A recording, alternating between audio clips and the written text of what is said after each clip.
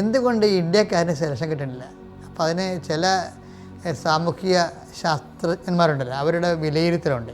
അല്ല, ഒരു വിലയിരുത്തൽ എനിക്ക് ഭയങ്കര റീസണബിളായിട്ട് തോന്നി. എന്ന് വെച്ച് കഴിഞ്ഞാൽ ഈ ബൈക്കിങ്സാണ് ഇവരൊക്കെ, ഹാർലൻഡുകാരൊക്കെ. അപ്പോൾ അവർ പണ്ട് ഒറ്റ പാമരത്തിൽ ഒറ്റ പാ കെട്ടി ലോകം മുഴുവൻ ഒറ്റയ്ക്ക് കച്ചവടത്തിന് വന്ന പാർട്ടിയാണ് ഈ ബൈക്കിങ്സ് എന്ന് പറയുന്നത്, ഈ ഹാർലൻഡിൻ്റെ ആൾക്കാർ.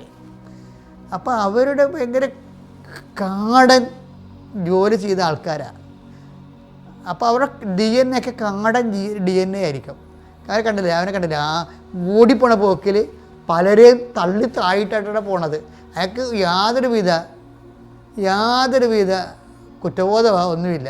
അത് കളിയുടെ ഭാഗമാണെന്ന് പറഞ്ഞുകൊണ്ട് പോവുകയാണ്. ഈ എന്ത് വിഷയത്തിൽ അത്രയും കണ്ടിങ്ങനെ റഫാണ് അവർ, ഈ റഫ് ആൻഡ് ടഫ് എന്ന് പറഞ്ഞ പോലെ. ഇന്ത്യക്കാരിങ്ങനെ റഫ് ആൻഡ് ടഫ് ആകത്തില്ല. മറ്റവർക്കാണെങ്കിൽ അവർ ആംഗ്ലോ സാക്സൺ വർഗ്ഗമാണ്, യൂറോപ്യൻസ്. അവരിങ്ങനെ ഒരു ആനിമലിൻ്റെ പുറകെ ഓടിച്ച് പിടിച്ച് ആണ് മാത്രമേ അവർക്ക് ഭക്ഷണം കിട്ടത്തുള്ളൂ. അവിടെ പൂർവ്വികർ അങ്ങനെയായിരുന്നു, ആംഗ്ലോ സാക്സൺസ്. ഇങ്ങനെ ഓടിപ്പിടിക്കണം. ചിലപ്പോൾ അതുമായിട്ട് കുത്തി ചിലപ്പോൾ ചത്തുപോയെന്നും വരും. ഇത്ര നേരം ഒരു നേരം കഴിക്കാൻ വേണ്ടി ജീവൻ പണയം വെച്ചാണ് അവർ ജീവിച്ചുകൊണ്ടിരുന്നത്. അത് കാരണം അവർ ഭയങ്കര എനർജറ്റിക്കാണ്. ആ ലോകം മുഴുവൻ അവർ കീഴടക്കിയില്ലേ, അത് ഇതുകൊണ്ടാണ്. എല്ലായിടത്തും ചെല്ലുമ്പോൾ അവരുടെ രാജ്യമല്ലേ ഉണ്ടാകണത്. കപ്പലോട്ടക്കാരുടെ കാലത്ത് അവർ പിടിച്ചെടുത്താണിതെല്ലാം. ഇന്ത്യക്കാരൻ അങ്ങനെ കപ്പലോടാനൊന്നും പോയില്ല. എന്നുവെച്ചാൽ നമ്മളെക്കുറിച്ച് പറയണതേ, നമ്മൾ എവിടെയെങ്കിലും സ്വസ്ഥമായി, നമ്മൾ വെജിറ്റേറിയനാണ്. അതുകൊണ്ട് എവിടെയെങ്കിലും ഇരുന്ന് പ്രാർത്ഥിക്കുക.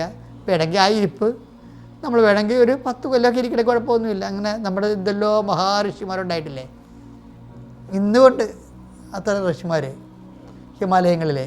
അപ്പോൾ നമുക്ക് എവിടെയെങ്കിലും ഇരുന്ന് ചെയ്യണ കാര്യങ്ങളാണ്. ഭക്ഷണം നമുക്ക് പാല് കിട്ടിയാൽ മതി, അല്ലെങ്കിൽ കുറച്ച് പഴം കിട്ടിയാൽ മതി. അതിന് വേട്ടയാടി പിടിക്കലൊന്നുമില്ല. സസ്യബുക്കുകളാണ് പൊതുവേ ഇന്ത്യക്കാർ. അതിങ്ങനെ ഒരു 2-3 ലക്ഷം കൊല്ലം ഈ DNA, ഈ ജീൻസ് ഇങ്ങനെ കൈമാറുമ്പോൾ നമ്മൾ ഇരിപ്പുകാരാകും. പക്ഷേ ഇരിക്കണ പരിപാടിക്ക് നമ്മൾ അതേ ഓടാത്ത കാര്യങ്ങളിൽ ഇപ്പം ചെസ്സൊക്കെ ലോകത്തിൽ 1-ാം സ്ഥാനമാണ് നമുക്ക് ചെസ്സിന്. എന്താ, ഇരുന്നാൽ മതിയല്ല. ഫുട്ബോളിൽ 90 മിനിറ്റ് ഓടണ്ടേ അങ്ങോട്ടും ഇങ്ങോട്ടും, എപ്പോഴും ഓട്ടത്തിലല്ലേ. എന്ത് ഓടം എന്ത് മറിച്ചത് നമുക്ക് അറിയാൻ പറ്റത്തില്ല. അപ്പം അതുപോലെ തന്നെയായിരിക്കും. പക്ഷേ ഇത് ഇങ്ങനെ ഒരു DNA, അല്ല ഡോർമൻ DNA, അതായത് സ്റ്റാറ്റിക് ആയിട്ടുള്ള എവിടെയെങ്കിലും ഇരുന്ന് ചെയ്യണ ജോലി. ക്രിക്കറ്റിലും നമുക്ക് സ്റ്റമ്പിൻ്റെ അടുത്ത് നിന്ന് ഇടക്കൊന്ന് അടിച്ചാൽ മതിയല്ല, ഒരു സിക്സൊക്കെ അടിക്കണ കുഴപ്പമൊന്നുമില്ലല്ലോ. അപ്പോൾ ക്രിക്കറ്റിൽ നമുക്ക് നല്ല സമ്മാനം കിട്ടിയിട്ടുണ്ട്. നമ്മളത്ര മോശക്കാരൊന്നും അല്ലേ. നമ്മുടെ DNA ഇങ്ങനെ എവിടെയെങ്കിലും ഇരിക്കണ DNA ആണെന്ന്